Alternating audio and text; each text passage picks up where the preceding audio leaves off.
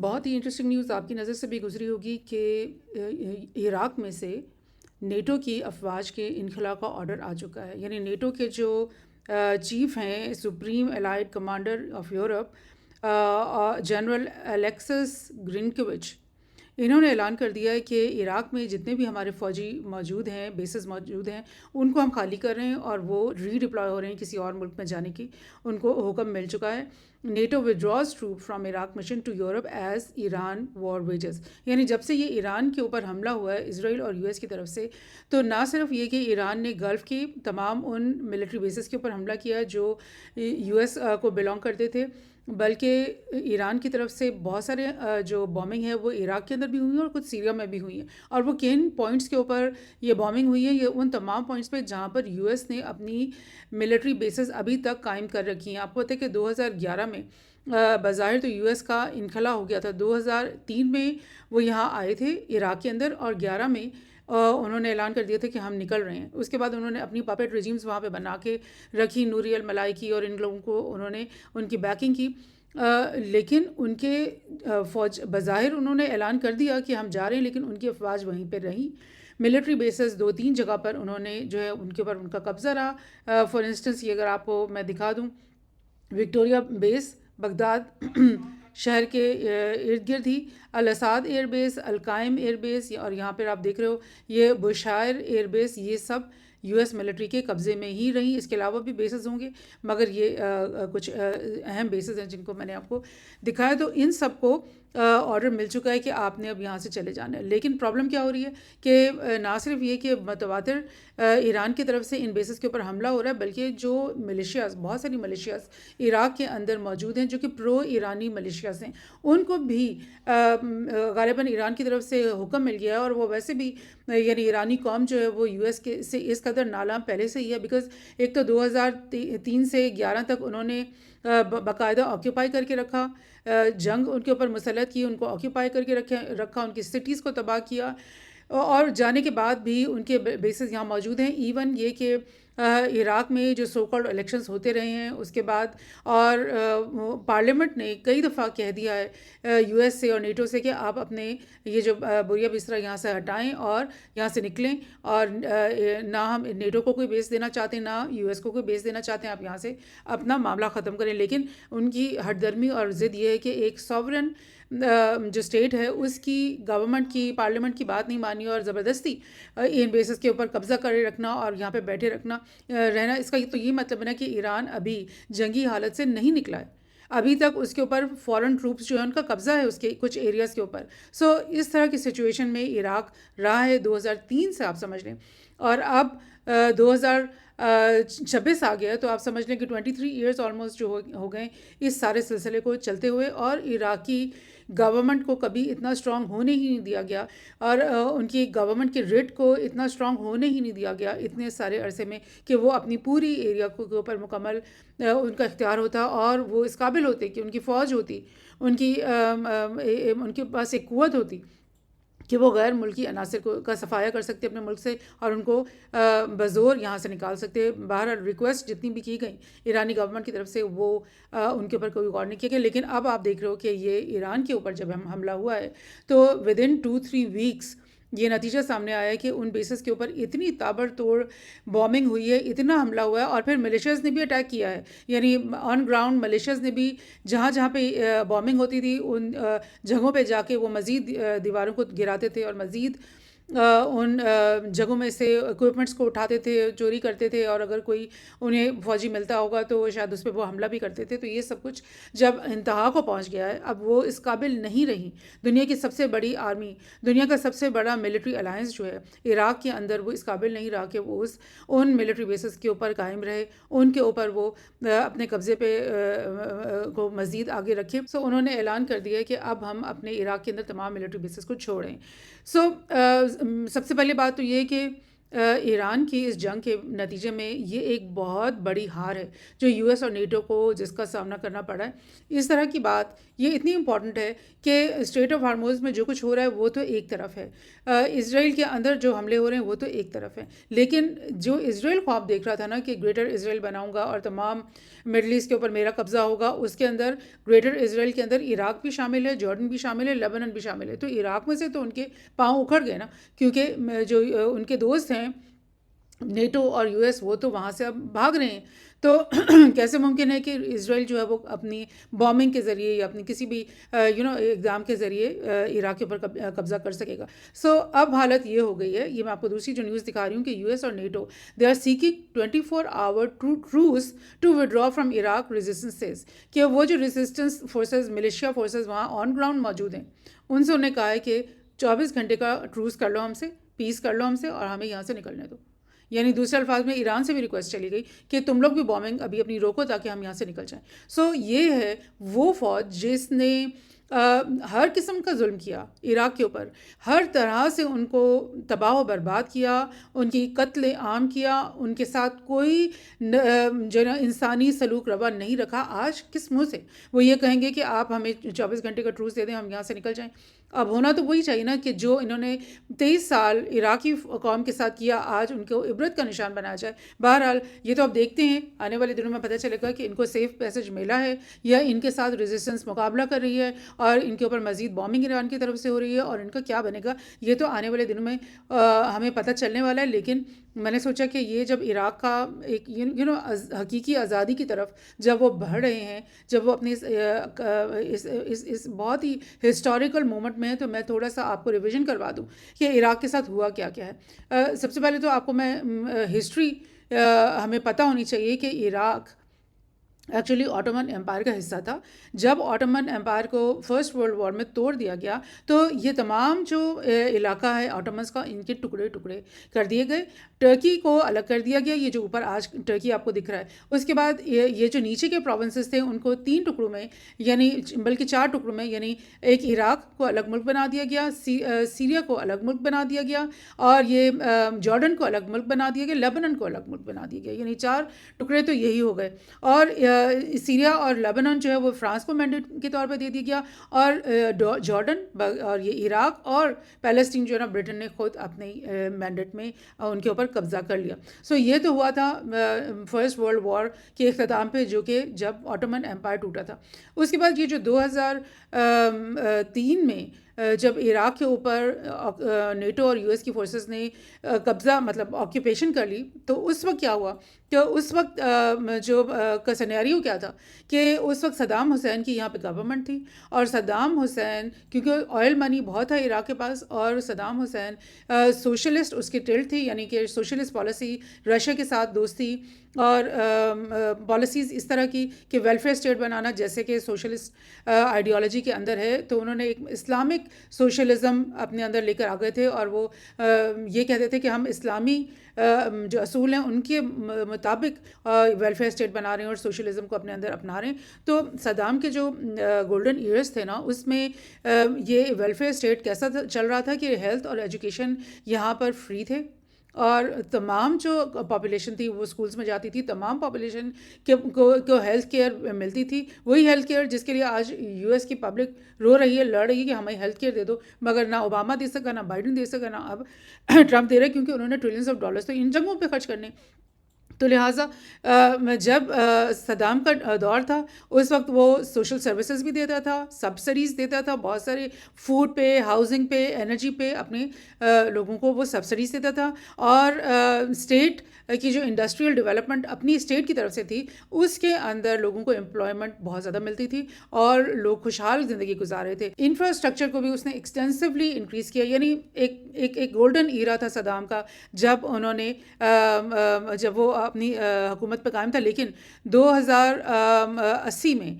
جب ایران کے اندر خامنائی حکومت آ گئی تو اس وقت یو ایس نے اکسایا صدام کو، اور انہوں نے کہا کہ ہم تمہیں ویپنس بھی دیں گے، even weapon of mass destruction جو کیمیکل ویپنس تھے نا وہ بھی انہوں نے کہا ہم تمہیں دیں گے، اور نیوکلیئر آرسنل بھی ہم تمہیں دیں گے، ہر چیز ہم تمہیں دیں گے، تم خمینی سے مقابلہ کرو۔ اور جو صدام تھا اس کو یہ خطرہ تھا کہ جس طرح سے ایرانین ریولوشن ایران کے اندر آ گئی ہے اسی طرح سے بہت بڑا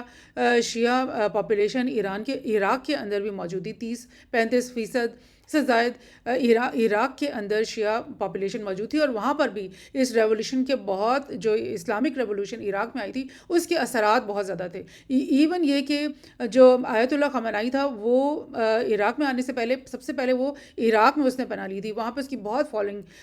تھی، اور وہاں سے پھر صدام نے اس کو کہا تھا یہاں سے چلے جاؤ، تو پھر وہ فرانس گیا تھا، اور فرانس سے چند مہینے یا سال کے بعد پھر وہ واپس آیا تھا ایران میں۔ تو صدام حسین کو بالکل یہ خطرہ تھا کہ یہ شیعہ ریولوشن جو ہے اسلامک ریولوشن میرے ملک میں بھی آ جائے گی اور پھر میرا تختہ جو ہے نا یہ الٹ دیا جائے گا، تو اس لیے یو ایس کے اکسانے کے اوپر اس نے ایران کے ساتھ ایک بہت طویل جنگ جو ہے وہ 1980 میں شروع ہوئی تھی اور 88 میں جا کر 8 سالہ جنگ تھی، جس میں بے شمار اموات دونوں سائڈس پہ بہت نقصان ہوا، اور ظاہر ہے جب اتنی بڑی جنگ آپ کر رہے ہوتے ہو تو ویلفیئر اسٹیٹ کا تو پھر نقصان تو ہوتا ہے، لوگوں کو آپ اتنی سہولیات تو نہیں دے سکتے۔ لیکن جیسے ہی وہ جنگ ختم ہوئی اس کے فوراً یعنی اگلے ہی دن آپ سمجھ لو کہ کویت کے ساتھ صدام حسین کے مطلب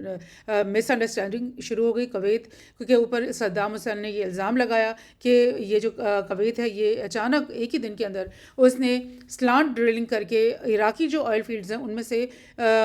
جو ہے وہ آئل چوری کرنا شروع کر دیا، اور اس نے بہت زیادہ آئل ایک دم سے ود ان ڈیز جو ہے نا پروڈکشن اپنی بڑھا دی ہے، اور اس کی وجہ سے جو عراق کے اندر جو آئل کا ٹریڈ ہے اس میں ریٹس کم ہو گئے۔ تو اس نے کہا کہ یہ سب کچھ جو ہو رہا ہے یہ تو کسی کے ایما پہ ہو رہا ہے، کویت خود سے یہ نہیں کر سکتا، لہٰذا اور اس نے پھر یہ کہا کہ کویت کون سا الگ ہے، یہ تو ہمارے عراق کی جو پروونس تھا آٹومن کے دور میں جو عراق جو پروونس تھا اس کا حصہ تھا کویت، اور اس کو گورو نے جب یہ ورلڈ وار 1 کے بعد کاٹ کر کے الگ اس کو کیا کر رکھا تھا، تو صدام نے کہا یہ تو ہے ہی عراق کا حصہ، تو میں اس کے اوپر قبضہ کر لیتا ہوں کیونکہ یہ لوگ ہمارے خلاف اس طرح کی کارروائیاں کر رہے ہیں۔ یہ سب کچھ جب ہوا تو پھر آپ دیکھ لو کہ گلف وار ہوئی عراق کے خلاف، مطلب ایک جو چیز تھی نا، ایک آرمی کا ایک ٹینک، ایک پلین، میں کہہ رہی ہوں کہ ایک بندوق نہیں چھوڑی صدام کے پاس، اتنا بری طرح سے اٹیک کیا گیا گلف وار میں عراق کے اوپر۔ اس کے فوراً بعد سے انہوں نے عراق کے اوپر بے شمار سینکشنز لگا دی، یعنی آپ یہ سوچو کہ وہی یو ایس جس نے ان کو اکسایا کہ وہ ایران کے خلاف جنگ کریں، اس کو ویپنز دیں، اس کو سب کچھ پکڑایا، کیمیکل ویپنز بھی پکڑائے کہ کردوں کے اوپر گرا دو، اور وہی ویپنز جو انہوں نے خود بغداد کو دیے ہوئے تھے اس کے لیے انہوں نے کہا بعد میں یہ واویلا مچا دیا، سینکشنز لگانے کے بعد ایک پروپیگنڈا شروع کر دیا کہ صدام کے پاس ویپن آف ماس ڈسٹرکشن ہے اور وہ ان ویپنز آف ماس ڈسٹرکشن کو ہمارے خلاف استعمال کرے گا۔ یہ سب سینکشنز کی وجہ سے بالکل اکانومی زیرو ہو گئی عراق کی، اور ظاہر ہے جو تھوڑا بہت وہ ویلفیئر کر سکتا تھا وہ تو اس نے کیا ہوگا، لیکن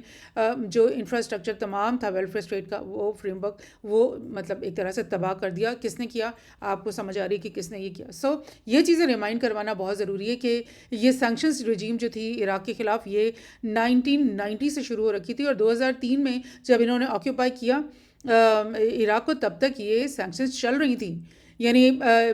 عراق نہ باہر کے ملک کسی ملک سے فوڈ خرید سکتا تھا، نہ وہ میڈیسن خرید سکتا تھا، اور نہ ہی کوئی کنسٹرکشن مٹیریل وہ اپنے ملک میں امپورٹ کر سکتا تھا، اتنا انہوں نے برا حال کر رکھا تھا۔ اور اس کے بعد کیا ہوا کہ یو ایس نے ان کو ڈائریکٹلی آ کر آکیوپائی کر لیا، اور اس پہ صدام پہ یہ الزام لگایا کہ تم ٹیررسٹ کو اپنے پاس پناہ دے رہے ہو اور ویپنز آف ماس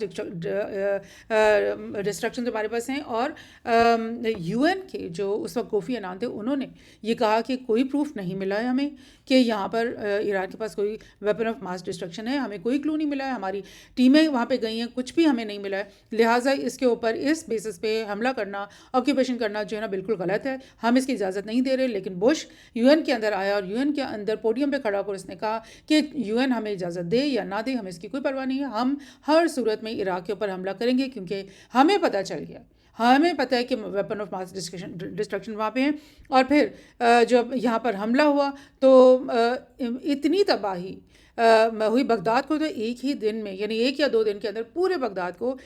بالکل خاک و خون کر دیا گیا، بالکل تباہ کر دیا گیا، کوئی بلڈنگ وہاں پہ نہیں بچی۔ اور اس کے بعد انہوں نے موصل کو، فلوجہ کو، رمادی کو، تکریت، یعنی یہ تمام بڑے بڑے شہروں کو، سنجار کو، بیجی کو، ان تمام شہروں کو انہوں نے، تل افار، القائم، روادہ، یہ سب آپ کو یہاں پہ دکھائی دے رہے ہیں، بڑے بڑے شہروں کو ایک ایک کر کے انہوں نے یہ بولا کہ آئسس یہاں گھس گئی ہے۔ کبھی کچھ وہ بولتے تھے ٹیررسٹ یہاں گھس گئے ہیں، کبھی وہ کہتے تھے کہ صدام کی فوجیں یہاں پہ چھپی بیٹھی ہیں۔ وہ ایک ایک شہر کو انہوں نے بومبنگ کر کے ایک ایک بلڈنگ ان کی گرا دی، اور کتنے لوگ وہاں پہ شہید ہوئے، کتنے لوگ بے گھر ہوئے، کتنے لوگوں کی زندگیاں تباہ ہوئیں، اس کا تو کوئی ریکارڈ ہی نہیں ہے۔ اب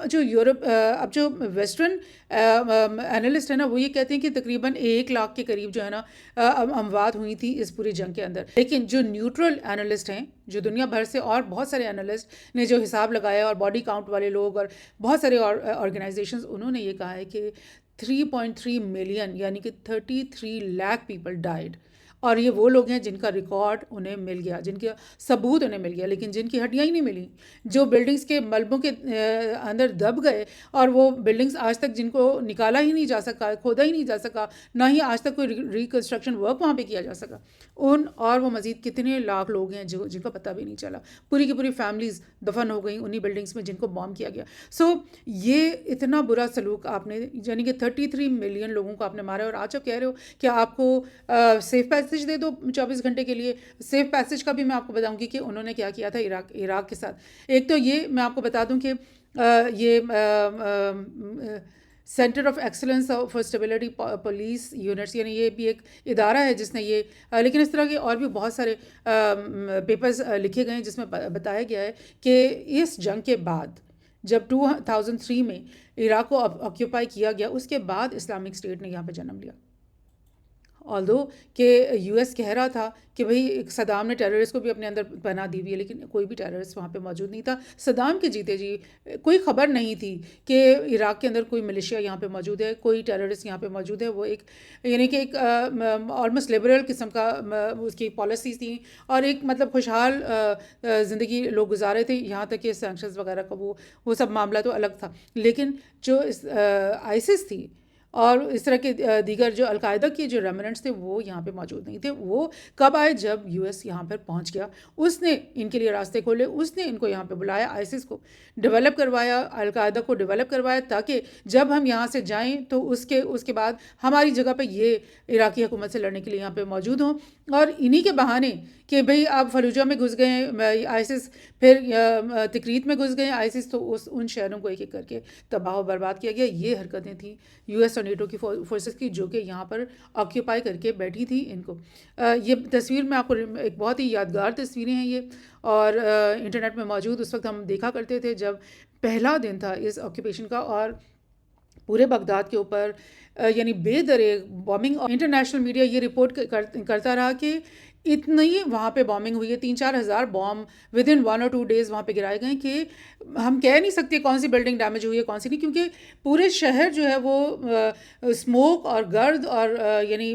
دھوئیں سے بھرا ہوا ہے اور آگ سے بھرا ہوا ہے۔ تو کون سی بلڈنگ کا ہم آپ کو بتائیں یا کون سے ایریا کا آپ بتائیں؟ پورا بغداد جو ہے نا اس وقت تباہ و برباد ہے۔ یعنی وہ بغداد جس کو پہلے ایک دفعہ ہلاکو خان نے، جس کو ہم اتنا برا بھلا کہتے ہیں کہ انہوں نے بغداد کا مطلب خاتمہ کر دیا، اور لوگوں کی لائبریریز جلا دی گئیں، اور پتہ نہیں کیا انہوں نے کتنی خاک و خون کیا، تو کیا یہ ہلاکو خان سے کم تھے؟ یہ جنگیز خان سے کم تھے؟ یہ جو یو ایس اور نیٹو کی فورسز ہیں، انہوں نے کس طرح سے اس پورے شہر کو جب تباہ کیا ہوگا، تو خالی بغداد میں ہی مطلب کتنے لاکھ لوگ ہوں گے جو ودن 1 اور 2 ڈیز ان کے ہلاکت ہو گئی ہوگی۔ انہیں تو پتہ نہیں تھا کہ اتنی بری بامبنگ کا اب ہم شکار ہونے والے ہیں۔ ابھی تو صدام حسین وہاں پہ تھا، ابھی تو اس کے بعد صدام حسین کو ڈھونڈا، اور اس کے ساتھ جو کچھ کیا وہ ایک الگ کہانی۔ اور یہ دیکھیں، ایک اور میں آپ کو تصویر دکھا رہی ہوں کہ کس طرح بغداد کو کی بامبنگ کی گئی تھی۔ شاک اینڈ آ آپریشن اس کو کہتے ہیں، یاد کیا جاتا ہے اس نام سے، کہ کس طرح سے ودن 1 ڈے ہم نے ان لوگوں کا حشر نشر کر دیا تھا اس پورے شہر کا۔ اور پھر یہ ایک اور تصویر میں آپ کو کیوں دکھا رہی ہوں کہ جب انہوں نے بغداد کا صفایا کر دیا، جب انہوں نے پورے یعنی عراق پہ قبضہ کر لیا، تو انہوں نے وہی شاہی محلات اور وہی پوری گورنمنٹ کے آفیسز والی جو اسپیس تھی اس کو انہوں نے ایک گرین زون بنا دیا، اس کے ارد گرد انہوں نے کانکریٹ والنگ کر کے اس کے اوپر پکا قبضہ کر لیا کہ یہ تو ہماری اڈا بن گیا، یو ایس ملٹری کا بیس بن گیا، یہاں سے اب ہم پورے عراق کو کنٹرول کریں گے. سو یہ سب کچھ یہ لوگ کرتے رہے ہیں. تو پھر اب مجھے آپ یہ بتائیں کہ اس نیوز کو دوبارہ دیکھ لیں کہ یو ایس نیٹو سیک 24 آور ٹروس. اور اسی سے ریلیٹڈ میں آپ کو ایک دو اور تصویریں دکھا دوں کہ جب یہ گلف وار ہوئی تھی تو اس وقت یو ایس کی فورسز نے، جب صدام ہار گیا، اس کی ساری ملٹری تباہ ہو گئی، ایئر فورس تباہ ہو گئی، تو یہ کچھ کانوائز جو کہ کویت سے بارڈر سے جو ہے نا واپس آنا چاہ رہے تھے، ان کانوائز نے یو ایس اور نیٹو سے بات کی کہ ہمیں سیف پیسج دے دو، ہم واپس اپنے بیسز میں جانا چاہتے ہیں. تو یو ایس نے کہا کہ ہاں ٹھیک ہے، آپ کو سیف پیسج دے رہے ہیں، آپ واپس جاؤ. وہ پورے کے پورے کانوائز 60 کلومیٹر کی یہ سڑک تھی جس کے اوپر یہ کانوائز چل کے آ رہے تھے. اس سڑک کو انہوں نے آگے سے بھی فرنٹ سے بھی مائن کر کے مائنز لگا کر بند کروا دیا، انٹرس سے بھی مائنز لگا کے بند کروا دیا، اور پھر 8 جو اٹیک ایئر کرافٹ سے وہ اس پورے کانوائے کے اوپر آئے، اور انہوں نے مستقل اٹیکس اور بومنگ کر کے پورے کے پورے کانوائز، جس میں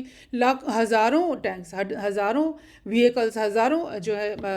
ویپنس کی، جو آرمز کی جو چیزیں تھیں نا، وہ سب کچھ یہاں موجود تھا. اور اس جو ہائی وے کو ہائی وے آف ڈیتھ کا نام دیا گیا تھا. اور اس کے اندر انہوں نے ایک گاڑی اور یا ایک جو ٹینک ہے، ایک بھی مطلب چلتی ہوئی چیز کو نہیں چھوڑا. اور نہ جانے اس ہائی وے آف ڈیتھ میں کتنے عراقی فوجیوں کو بھی ہلاک کیا گیا ہوگا. یہ انہوں نے کیا تھا گلف وار میں، جب یہ فوجوں نے ان سے کہا تھا کہ ہمیں ایک ونڈو دے دو، یعنی 24 آور ونڈو دے دو تاکہ ہم اپنے بیسز میں واپس چلے جائیں. اور آج تاریخ کس طرح سے ان کا مضحکہ خیز طریقے سے دہرا رہی اپنے آپ کو. اور آج نیٹو اور یو ایس کی فورسز کہہ رہی ہیں کہ 24 گھنٹے کا ہمیں ٹروس دے دو اور ہمیں سیف پیسج دے دو. تو آپ مجھے بتائیں کہ عراق کو کیا کرنا چاہیے؟ ایک ہوتی ہے نا مورلز، ایک ہوتا ہے انسانیت، اور ایک ہوتا ہے یہ تاریخ جو ان کے اوپر گزری ہے، اور جس کے اوپر آج بھی وہ جانے کے لیے تیار نہیں تھے. اگر ایران نے ان کو بے دریک بامنگ کر کے ان کو مجبور نہ کر دیا ہوتا تو آج بھی وہ نہ جاتے. تو عراقی فوج یا عراقی ملیشیاز کو ان کے ساتھ کیا رویہ اب روا رکھنا چاہیے؟